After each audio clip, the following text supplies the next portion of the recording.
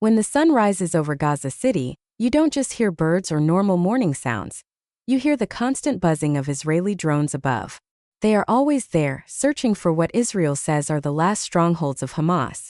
The Israeli 401st Brigade has already started moving in again, going back to areas they said they had captured before, but also pushing into new places that weren't touched before.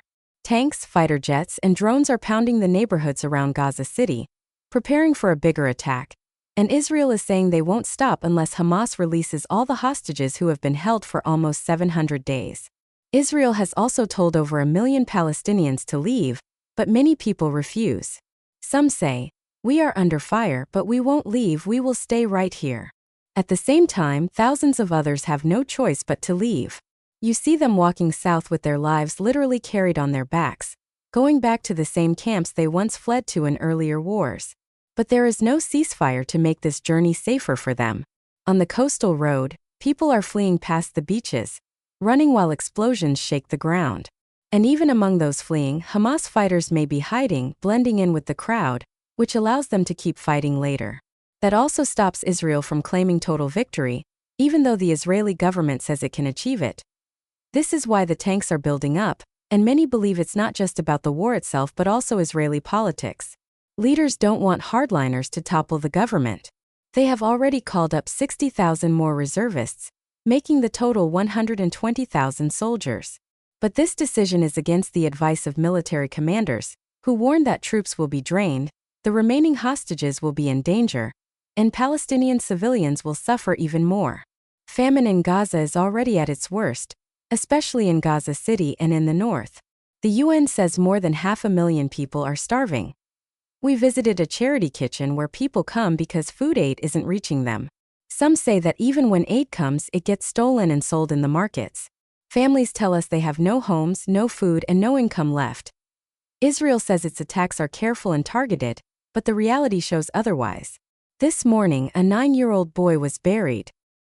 His father, crying, said, "The houses are gone, everything's gone, and now my son is gone." In Gaza, people are grieving, and while some may privately blame Hamas for bringing the fight into civilian areas, in public they mostly blame Israel. And with the ground assault expected to expand in the coming weeks, more lives will be at risk. We spoke with Dr. Ahmed Al-Farah, the head of pediatrics at Nasser Hospital in southern Gaza. When asked if he's seeing more bombing injuries or hunger cases, he said starvation is becoming unbearable. He described babies who are 9 months or a year old looking like they're 70 with hollow cheeks, hair falling out, skin swelling from malnutrition, and bodies so thin they are just skeletons covered in skin. He explained that his outpatient clinic used to treat about 10 cases a day, twice a week. But last Saturday alone, they received 120 cases of severe malnutrition. The doctors and nurses are exhausted, overwhelmed by the number of starving children. He said starvation isn't just pain in the stomach for the child. It's pain in the heart of the parents who watch their babies waste away, unable to help them.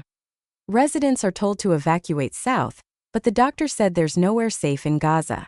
He described even unborn babies being killed in the womb when pregnant mothers were targeted and bombed. He said, "There is no safe place in Gaza, even in the womb of your mother." For him and his staff, they can't leave. Borders are closed, and as doctors they feel it is their duty to stay and care for the children. He said he would want his family to leave for safety, but he himself must remain because if he leaves, no one will treat the children. That he ended by saying he believes this war will last much longer, because there seems to be no intention from the other side to stop.